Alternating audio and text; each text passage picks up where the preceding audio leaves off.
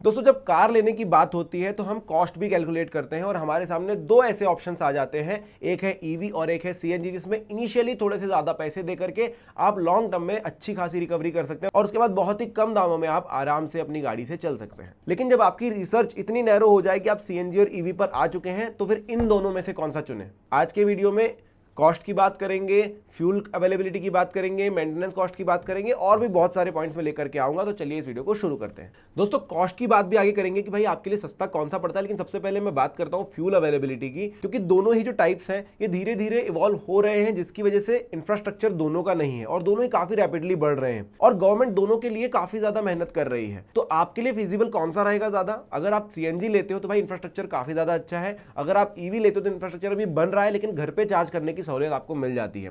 Better कौन सा है? तो मैं कहता हूं कि भाई जब तक आप डेली कम्यूट के लिए या बहुत शॉर्टर डिस्टेंस के लिए एक गाड़ी लेने का प्लान कर रहे हैं, आपको डेली कम्यूट करना है, ज्यादा लंबे सफर आप नहीं सोचते हैं, तो ईवी यहां पर थोड़ा सा इजी पड़ जाता है क्योंकि आपको कहीं पर भी रुक करके चार्ज करने की जरूरत नहीं है। अगर बहुत लॉन्ग कम्यूट है तो आपको थोड़े से एक्स्ट्रा समय के साथ निकलना होगा, 1.5-2 घंटे 4 घंटे आपको एक्स्ट्रा लेने पड़ेंगे ताकि कहीं पर रुक करके आप फास्ट चार्जिंग कर सको और उसका नेटवर्क अभी बन रहा है। तो ऐसा नहीं कह सकते कि हर एक इलाका आपके लिए इजी होगा जाने के लिए। जब तक मेट्रो सिटीज आप कनेक्ट हो रहे हो कोई तकलीफ नहीं होगी, लेकिन जब आप छोटे से शहर में जा रहे हो कहीं पर तो फिर ईवी आपके लिए थोड़ा सा परेशानी का सबब बनेगी। जबकि सीएनजी की बात करोगे तो इंफ्रास्ट्रक्चर भले ही अभी भी बन रहा है, कई बार आपको लाइन में खड़ा होना पड़ सकता है सीएनजी के लिए, लेकिन हमेशा आपके पास फ्यूल का ऑप्शन होता है, पेट्रोल का ऑप्शन होता है कि आप वो डलवा सकते हैं और चल सकते हैं। तो फ्यूल के मामले में यहां पर सीएनजी क्लियरली विनर हो जाती है क्योंकि आपके पास हमेशा एक ऑप्शन है कि आप पेट्रोल डलवा लीजिए, फिर ज्यादा से ज्यादा सिटीज में आपको सीएनजी पंप्स मिल जाते हैं, थोड़ी सी लाइन में लग लीजिए।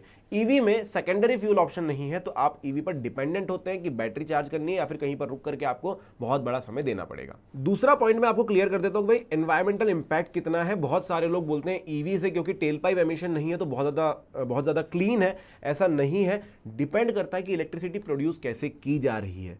अगर आप अभी भी वो पुराने ज़माने के कोयले जलाने वाले कारखानों से बिजली बना रहे हो तो भाई तकलीफ तो बढ़ रही, क्योंकि आपको बिजली के लिए जितना धुआं बना रहे हो उतना इधर भी बन जाता था। हालांकि वो डिफरेंस बहुत बड़ा है बट फिर भी पॉल्यूशन तो हो रहा है, आप जीरो पॉल्यूशन नहीं बोल सकते हो ईवी को। दूसरा, बैटरी के लिए जो भी कंपोनेंट इस्तेमाल कर रहे हैं उनको रिसाइकल कर पाना काफ़ी ज़्यादा मुश्किल होता है, तो वो थोड़ा सा करती है। लेकिन as compare to CNG EV ज़्यादा ग्रीन होती है, ज़्यादा क्लीन होती है। क्योंकि सीएनजी की बात करो तो पेट्रोल के मुकाबले उसको बिल्कुल आप अच्छा फ्यूल बोल सकते हो जो 20 से 30% कम CO2 बनाता है, कम प्रॉब्लम देता है एनवायरनमेंट को, लेकिन फिर भी ईवी के मुकाबले में ज़्यादा ही इंपैक्ट देता है एनवायरनमेंट को। सो अगर आप बहुत ज़्यादा इको फ्रेंडली चीज़ ढूंढ रहे हैं, बिल्कुल आपके लिए ईवी बनी हुई है। तो भाई एक पॉइंट यहाँ पर सीएनजी को चला जाता है, एक पॉइंट चला जाता है ईवी को। अगली बात करते हैं हम परफॉर्मेंस की, और परफॉर्मेंस बोलते ही आप सभी के दिमाग में आ गया कि भाई ईवी काफ़ी ज़्यादा फास्ट होती है, ईवी में काफ़ी अच्छा टॉर्क मिलता है, 8.5 सेकंड में 0 से 100 की स्पीड पकड़ लेती है नेक्सॉन जैसी गाड़ियां, जबकि सीएनजी ये नहीं कर सकती। पर रिसेंटली जैसे टाटा ने ही ईवी काफी ज्यादा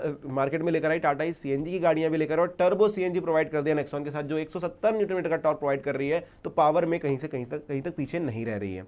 हालांकि आपको फिर माइलेज से काफी ज्यादा जो है कॉम्प्रोमाइज करना होता है, लेकिन मैं कहूंगा कि जितनी भी ताकत लगा ले सीएनजी, डीजल या पेट्रोल जैसा परफॉर्मेंस आपको नहीं मिल सकता। पर परफॉर्मेंस में बहुत सारे लोगों की अलग अलग सोच होती है। बहुत सारे लोगों को थोड़े बहुत वाइब्रेशंस पसंद होते हैं, इंजन का फील आता है वो अच्छा लगता है, फीडबैक मिलता है वो अच्छा लगता है, और बहुत सारे लोग ग्लाइड करना पसंद करते हैं। तो जिन लोगों को उड़ना पसंद है उनके लिए ईवी होती है भाई कि आपको बिल्कुल कुछ वाइब्रेशंस नहीं है, बढ़िया आप बैठे हुए हैं सीट पर चल रहे हो। जबकि सीएनजी काफ़ी लोगों को पसंद आ सकती है कि चलाने में थोड़ा मज़ा आ रहा है, और अगर आपको कभी ड्राइविंग के और मज़े चाहिए तो आप पेट्रोल पे स्विच करके थोड़े से मज़े ले सकते हैं, सीएनजी गाड़ी अलाउ करती है। सो मैं यहाँ पर इन दोनों को बैलेंस ही रखना चाहूँगा क्योंकि सबकी अपनी अपनी अलग अलग इच्छाएं होती है भाई गाड़ी चलाने को लेकर के, तो आप अपने हिसाब से सोच सकते हो। परफॉर्मेंस में दोनों ही गाड़ियों में दिक्कत नहीं है। हाँ, as compare to CNG EV हमेशा थोड़ी सी ज़्यादा परफॉर्म करेगी, ज़्यादा अच्छा परफॉर्मेंस आपको उसका लगने वाला है, बट चलाने का वो मज़ा आई डोंट थिंक ईवी में उतना ज़्यादा आएगा। अगली एक बहुत ज़रूरी चीज़ है दोस्तों मेंटेनेंस। फिर हम कॉस्ट पर ही चलेंगे, लेकिन मेंटेनेंस को समझ लेते हैं कि भाई कैसा होता है। तो ईवी में जनरली आपको बहुत ज़्यादा समय मेंटेनेंस के लिए नहीं देना, क्योंकि बहुत ज़्यादा ऐसे लगातार चलने वाले पार्ट्स नहीं है, एयर फिल्टर चेंज नहीं होने वाला है बार बार, ना ही आपका कोई सीएनजी या पेट्रोल की तरह आपके स्पार्क प्लग चेंज होने वाले, ऐसा कुछ भी ईवी में नहीं होता है। बस एक मेजर कॉस्ट आएगी आपको 6 से 10 साल में, वो है बैटरी की। उसमें भी कंपनीज खुद ही 8-8 साल की बैटरी की गारंटी दे देती है, तो भाई ये भी चीज़ आपको एक सेव कर लेती है कि पैसा बहुत ज़्यादा नहीं जाएगा। ये भी देखते हुए कि भाई 40 से 50% का गाड़ी का कॉस्ट जो है वो बैटरी पर जा रहा है, तो कंपनी का एक अच्छा इनिशिएटिव है कि आपको थोड़ा सा भरोसा तो हो ईवी की तरफ। पर फिर भी मेंटेनेंस की जब बात आती है तो आपको टायर तो बदलने समय पर पड़ेंगे ही, बहुत सारी चीजें होंगी। तो अगर बहुत गौर करके देखा जाए कि भाई कितने पैसे लग जाएंगे मेंटेनेंस में, तो एक 5 साल के पीरियड में लगभग आपको 30 से 40 हज़ार रुपये खर्चा आ जाता है सीएनजी के सर्विसिंग पर, जो कि आपका बच जाएगा ईवी में।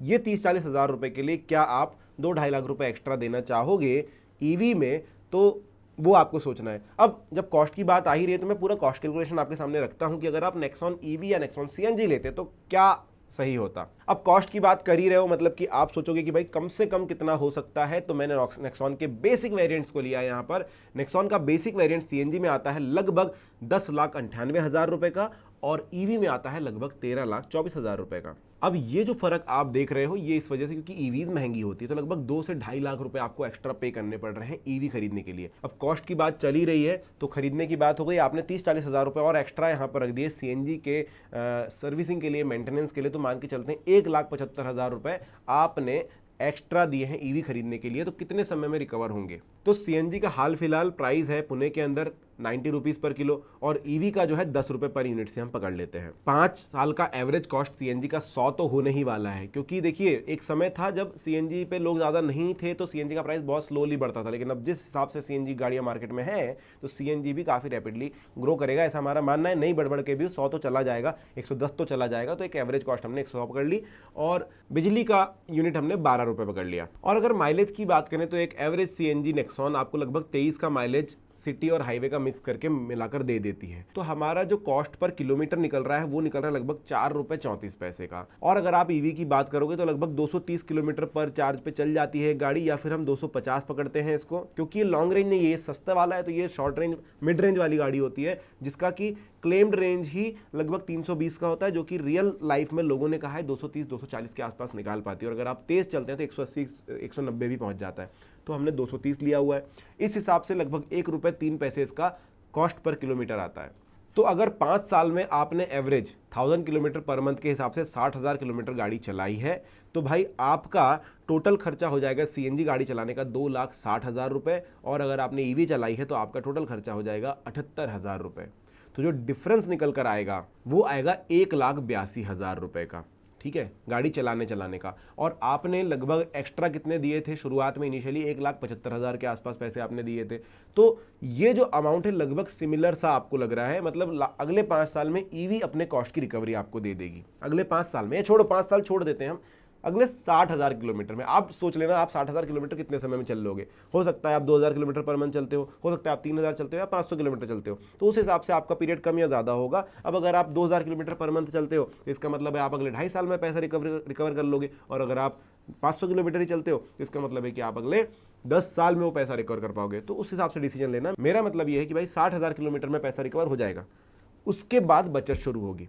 लेकिन आप समझिए 60,000 किलोमीटर चलने के बाद गाड़ियों की हालत क्या होगी। अगर सीएनजी गाड़ी है तो बहुत बड़े खर्चे निकाल रही होगी अगर आपने सही से मेंटेनेंस नहीं किया है। अगर आपने प्रॉपरली मेंटेनेंस किया है तो वो और चलेगी। ईवी में ये दिक्कत थोड़ी सी कम आएगी, लेकिन मेंटेनेंस वहां पर भी आपको लगेगा। दूसरी बात, ये 60,000 किलोमीटर चलने में कितनी बार आपको रेंज एंजाइटी होगी, कितनी बार आपको ये टेंशन होगी कि भाई मैं उस जगह नहीं जा सकता क्योंकि मेरी गाड़ी अलाउ नहीं कर रही है मुझे। ये सारी चीज़ें जो है वो किस में कम होगी? सीएनजी में ऑब्वियसली कम होगी, क्योंकि आप सीएनजी कहीं भी भरवा सकते हैं। आपको पता है मैं पेट्रोल लगा के भी चला लूँगा। ईवी में बहुत ज़्यादा होगी।